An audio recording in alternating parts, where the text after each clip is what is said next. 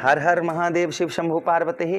प्रिय कर्क राशि के दर्शकों, गुरु पूर्णिमा पर गुरु और राहु का विशेष आशीर्वाद। वर्षों के बाद में एक ऐसी घटना घटित होने वाली है जिसका सबको बेसब्री से इंतजार है। वो घटना क्या घटने वाली है जिससे देवगुरु बृहस्पति का और साथ ही साथ राहु महाराज का आपको आशीर्वाद मिलने वाला है। वहीं पर देवगुरु बृहस्पति अगर ज्ञान के कारक हैं तो राहु महाराज तकनीक के कारक हैं। तो कहीं ना कहीं एक बड़ा बदलाव आपके जीवन पर आपको देखने को मिलेगा। राहु देवगुरु बृहस्पति के आचरणों पर राहु महाराज चलते हुए नजर आएंगे। ऐसा मैं क्यों बोल रहा हूं और कब से? ठीक गुरु पूर्णिमा के 5 दिन बाद, अर्थात जो है 2 अगस्त 2026 से लेकर फरवरी 2027 तक। फिलहाल में ये दिसंबर में राशि परिवर्तन जरूर करेंगे किंतु नक्षत्र परिवर्तन नहीं। ये नक्षत्र परिवर्तन का फलादेश मैं आपको देने जा रहा हूँ। आपके स्वास्थ्य, करियर, बिजनेस, व्यापार, शिक्षा, प्रेम, नौकरी, हर एक चीज़ पर क्या इफेक्ट इस नक्षत्र से आपके जीवन पर पड़ता हुआ नजर आएगा, इसी बात की चर्चा हम विस्तार पूर्वक अच्छी तरीके से अपने मिथुन राशि के दर्शकों के लिए करेंगे। नमस्कार, मैं ज्योतिष आचार्य शिवराज शास्त्री आप लोगों का हार्दिक स्वागत कर रहा हूं। ये प्रोग्राम आपके लगन पर आधारित है, आपकी चंद्र राशि पर आधारित है। आपको दोनों चीज़ें नहीं पता, मेरी लगन क्या है, मेरी चंद्र राशि क्या है, तब वहाँ स्थिति में इस प्रोग्राम को आप नाम राशि पर भी देख सकते हैं। अगर आप अपनी जन्म कुंडली पर परामर्श विश्लेषण विस्तार पूर्वक अच्छी तरीके से अनलिमिटेड समय के साथ में, यानी जितनी देर चाहें उतनी देर आप हमसे बात कर सकते हैं, तो आप हमारे दिए गए नंबर पर संपर्क करके अपनी जन्म कुंडली का परामर्श विश्लेषण करवा सकते हैं। चलिए अब बिना देर किए हुए हम आपको एक एक चीज समझाते हैं। राहु महाराज आपके कहाँ पर विद्यमान है? आपके नवम भाव पर, आपके भाग्य स्थान पर विद्यमान है। और देखिए नवंबर 2025 में ही इन्होंने नक्षत्र परिवर्तन किया था और अपने ही नक्षत्र में आ गए, अर्थात 27 में। तब से लेकर राहु महाराज अपने ही नक्षत्र में चल रहे हैं। एक तो करेला और दूसरा नीम पर पौड़ा, अर्थात काफ़ी लोगों को लाभ भी इस नक्षत्र परिवर्तन से हुआ होगा और काफ़ी लोगों को वहीं पर हानि का सामना करना पड़ा होगा। क्या हानि का सामना करना पड़ा होगा? नवंबर 2025 से लेकर अभी तक आपको भाग्य का साथ नहीं मिल रहा होगा। पूजा पाठ में, धार्मिक कार्यों में रुचि नहीं आपकी बढ़ रही होगी तथा घर में कोई मांगलिक कार्य, शुभ कार्य जैसे किसी का विवाह, भागवत कथा, यज्ञ, ये चीज़ें नहीं हो पा रही होंगी। साथ ही साथ लगन भाव पर आपके दृष्टि पड़ने के कारण आपके जो है ना मानसिक तनाव, डिप्रेशन, एक जगह पर मन नहीं लगता होगा, यहाँ नहीं वहाँ चलते हैं, वहाँ नहीं वहाँ चलते हैं, इस तरीके की बुद्धि आपकी कहीं ना कहीं आपको देखने को मिल रही होगी। साथ ही साथ में आपके लगन भाव पर आपके हेल्थ से संबंधित, स्वास्थ्य से संबंधित परेशानियां आपको परेशान कर रही होंगी। आपके तृतीय भाव पर दृष्टि पड़ने के कारण राहु महाराज के पास 3 दृष्टियां हैं, पहली यहाँ पर, दूसरी आपके तृतीय भाव पर, जिससे आप अंदर से टूट चुके होंगे। आप ये सोचते हैं मैं कुछ नहीं कर पाऊंगा, मेरा कुछ नहीं हो सकता, मैं कुछ नहीं कर पाऊंगा, इस तरीके की आपकी कहीं ना कहीं सोच होगी। वाणी पर मधुरता नहीं है, किसी से कितना भी अच्छा मीठा बोल रहे होंगे, कुछ भी कर रहे होंगे, लेकिन सामने वाले को आपकी बात जो है ना वो जहर के समान लगती होगी। साथ ही साथ भाइयों के साथ में भाइयों की ओर से कोई भी आपको हेल्प नहीं प्राप्त हो रही होगी। आपके पंचम भाव पर दृष्टि पड़ने के कारण बुद्धि काम नहीं कर रही होगी। अपनी बुद्धि से कोई भी डिसीजन ले रहे होंगे उसमें सिर्फ असफलता प्राप्त हो रही होगी। पेट से संबंधित समस्याएं, साथ ही साथ संतान से जुड़ी हुई भी समस्याएं आपको देखने को मिल रही होंगी। तो ये प्रभाव कहीं ना कहीं राहु महाराज का आपके ऊपर आपको देखने को मिल रहा होगा। किंतु अब ऐसा नहीं होगा क्योंकि राहु महाराज जो है ना देवगुरु बृहस्पति के आचरणों पर चलते हुए नजर आएंगे, जिससे शुभ फल भी आपको देते हुए नजर आएंगे। क्या शुभ फल राहु महाराज के रहेंगे, क्या सावधानी बरतनी होगी, कौन से उपाय इस नक्षत्र में आपको करने होंगे, तो एक एक बात की चर्चा हम विस्तार पूर्वक अच्छी तरीके से करेंगे। तो जिन लोगों के साथ इस तरीके से घटनाएं घटित हो रही हैं वो नीचे कमेंट बॉक्स में हमें कमेंट करके जरूर बताइएगा। चलिए अब हम चर्चा करते हैं और एक एक चीज़ आपको समझाते हैं। सबसे पहले हम जो चर्चा करेंगे यहाँ पर वो इस बात की करेंगे कि नौकरी से संबंधित क्या आपका रहेगा इस इफेक्ट से, नौकरी में क्या प्रभाव आपके पड़ेगा इस इफेक्ट से।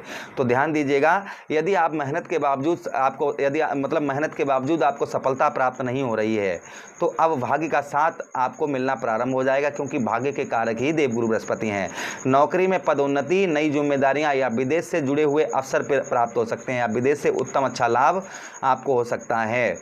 जो लोग शिक्षा, कानून, मीडिया, IT तथा अध्यापन, ज्योतिष या धार्मिक क्षेत्रों में जुड़े हुए हैं उन्हें विशेष लाभ यहाँ पर अब मिलता हुआ नजर आएगा। नौकरी के क्षेत्र में किसमें मैंने बताया, कानूनी मामलों में, साथ ही साथ मीडिया में, शिक्षा में, IT में, अध्यापन में, ज्योतिष में, धार्मिक कार्यों में, इन क्षेत्रों में जो लोग जुड़े हुए हैं या फिर विदेश में, उन लोगों को काफ़ी उत्तम अच्छा लाभ इस नक्षत्र परिवर्तन से राहु महाराज के मिलता हुआ नजर आएगा। अच्छा, अब हम बात करते हैं व्यापार की। व्यापार में क्या रहेगा आपका, व्यापार में किस तरीके की स्थिति आपकी रहेगी, इस बात की भी चर्चा हम विस्तार पूर्वक अच्छी तरीके से अब कर लेते हैं। तो व्यापार में आपके विस्तार के योग बनते हुए नजर आएंगे। विदेशी कंपनियों या ऑनलाइन व्यापार से आपको लाभ उत्तम अच्छा मिलता हुआ नजर आएगा। यदि नया व्यापार शुरू करना चाहते हैं तो अनुभवी लोगों की सलाह अवश्य ले लें, यानी कि जिन लोगों को अनुभव है आप व्यापार के अंतर्गत, जो लोग पहले से ही व्यापार कर रहे हैं तो उनसे सलाह अवश्य ले लें। अच्छा, उसी के साथ ही साथ बात करेंगे आपके धन की स्थिति की।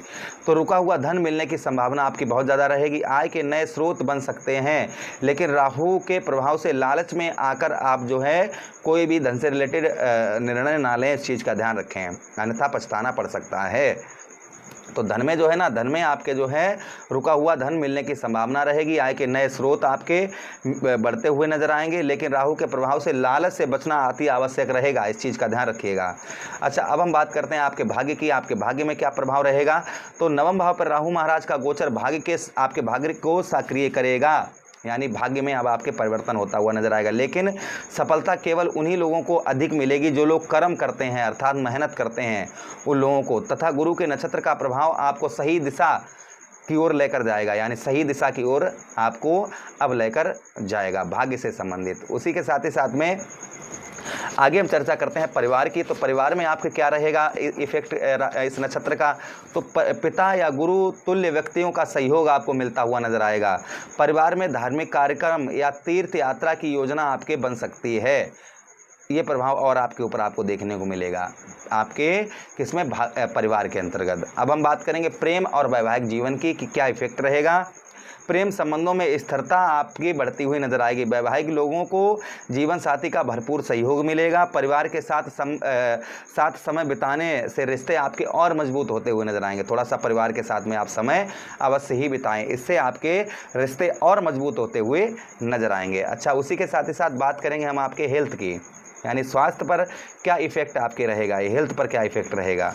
तो ध्यान दीजिएगा, जो आपके हेल्थ पर जो इफ़ेक्ट रहेगा वो ध्यान से सुनिएगा।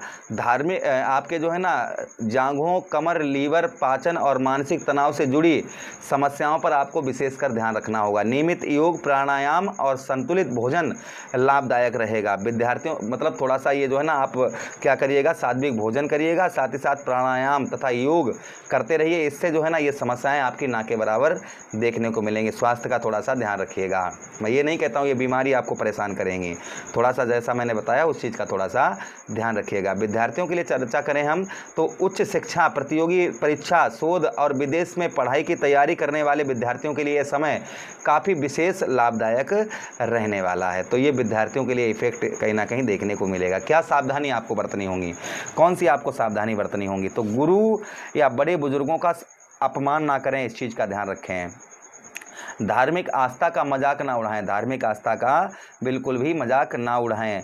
बिना जानकारी कोई बड़ा निवेश ना करें, इस चीज़ का ध्यान रखें। लंबी यात्रा में सावधानी रखें, इस चीज़ का ध्यान रखें। अहंकार से बचें तथा क्रोध से बचकर रहें। क्रोध से जो है ना गुस्से में कोई भी कार्य ना करें और अहंकार किसी चीज़ का ना करें। उपाय की बात करते हैं, क्या उपाय आपको करने चाहिए। तो प्रत्येक गुरुवार को भगवान विष्णु और देवगुरु बृहस्पति की पूजा करें। ओम बृहस्पति ही नमः मंत्र का जप करें तथा विष्णु सहस्त्र नाम का गुरुवार के दिन पाठ करें। उसी के साथ ही साथ शनिवार के दिन ओम राहुवे नमः 108 बार मंत्र का जप करें। पीली दाल, हल्दी और केले का दान करें गुरुवार के दिन। तथा उसी के साथ ही साथ गुरु, माता पिता और शिक्षकों का सम्मान करें। गुरुवार को गाय को चने की दाल और गुड़ खिलाएं। इससे राहु महाराज का प्रभाव तथा देवगुरु बृहस्पति का प्रभाव उत्तम अच्छा रहेगा। आशा कर रहे हैं और उम्मीद कर रहे हैं ये वीडियो आप लोगों को काफ़ी अच्छा लगा होगा। लगा है तो लाइक कर दीजिएगा, चैनल को सब्सक्राइब कर दीजिए। यह प्रोग्राम अपने मित्र यारों के पास शेयर कर दीजिए। आदेश दीजिए किसी अन्य प्रोग्राम में पुनः वेट करेंगे। तब तक के लिए राधे राधे, हरे कृष्णा।